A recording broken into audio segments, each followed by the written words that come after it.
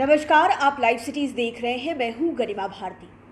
कहा जाता है कि बिहार में अपराध को लगाम लगाने के लिए, उसे कंट्रोल करने के लिए सरकार तमाम तरह के उपाय कर रही है।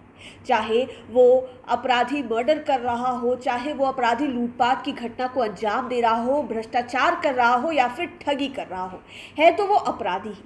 लेकिन जिस तरह के मामले निकल कर आ रहे हैं, उससे ये साफ मालूम चल रहा है कि सरकार और पूरा तंत्र अपराध पर लगाम लगाने में पूरी तरह से फेल है, क्योंकि ठग अब इस तरह के हो गए हैं जो सरकार को सीधे तौर पर ठग रहे हैं। भू माफियाओं की बात कर ले तो राजधानी पटना से एक ऐसा मामला निकल कर आया है जहां पर एक व्यक्ति ने सरकारी जमीन को ही बेच दिया।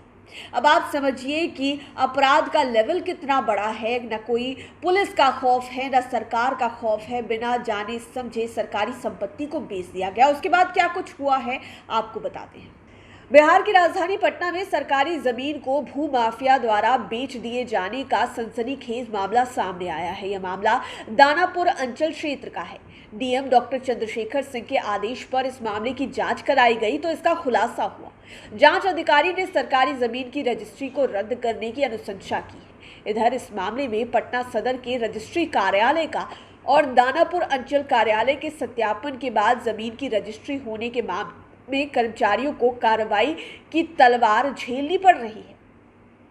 दानापुर अंचल के रुकनपुरा मौजा के थाना संख्या 18, खाता संख्या 21, खिसरा संख्या 9 जो कि खतियान में गैर मजरूआ खास दर्ज है।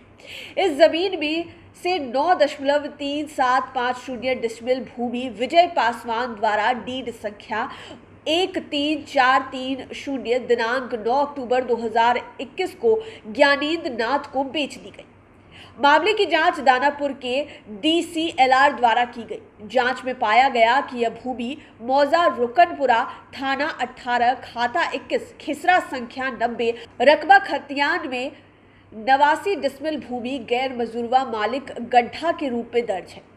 यह भूमि पहले ही प्रशासन ने 13 महादलित परिवारों को बंदोबस्त कर दी थी। गड्ढा होने के कारण महादलित इस पर कब्जा नहीं कर पाए।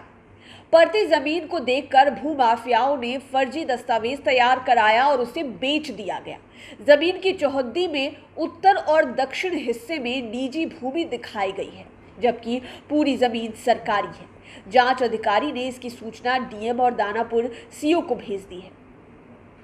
सरकारी जमीन का कोई भी रजिस्ट्री नहीं करा ले, इसके लिए अंचल कार्यालयों में निबंधन कार्यालयों को प्रस्ताव भेजा जाता है। प्रस्ताव में अपने अपने अंचल की सरकारी जमीन को रजिस्ट्री कार्यालय लॉक कर देते हैं ताकि उसकी कोई भी रजिस्ट्री नहीं करा ले। लेकिन अंचल कार्यालय और निबंधन कार्यालय के कर्मियों ने इसकी अनदेखी से सरकारी भूमि की रजिस्ट्री हो गई। तो आप समझ सकते हैं कि आखिरकार क्या हो रहा है, लोग कितने गैर जिम्मेदार हो गए हैं और किस तरह से ठगी को अंजाम देते हैं। एक भू माफिया ने सरकारी जमीन को निजी जमीन बताकर फर्जी कागजात बनाकर उसे किसी और को बेच दिया। हालांकि ये मामला प्रशासन के नज़र में आ गया और पता चल गया कि पूरा का पूरा घोटाला हो रहा था और समय रहते ही इस पर कार्रवाई शुरू हो गई। इस तरह के कई ऐसे मामले हैं जो बिहार के अलग अलग हिस्सों में होते रहे हैं। लोग ठगे जाते हैं। लोग जमीन रजिस्ट्री के नाम पर अपने वर्षों की गाढ़ी कमाई जो है वो दे देते हैं भू माफियाओं को। उसके बाद पता चलता है कि वे ठगी के शिकार हो गए हैं और फिर कोर्ट कचहरी के चक्कर काटने पड़ते हैं। सरकार को इन तमाम चीज़ों को रोकने के लिए एक मजबूत उपाय निकालने की ज़रूरत है। आप लाइव सिटीज़ के साथ बने रहें। अगर अभी तक आपने हमारे चैनल को सब्सक्राइब नहीं किया है तो ज़रूर कर लें। ये वीडियो फेसबुक पर देख रहे हैं तो पेज को लाइक करें, साथ ही साथ हमें ट्विटर पर ज़रूर फॉलो करें। धन्यवाद।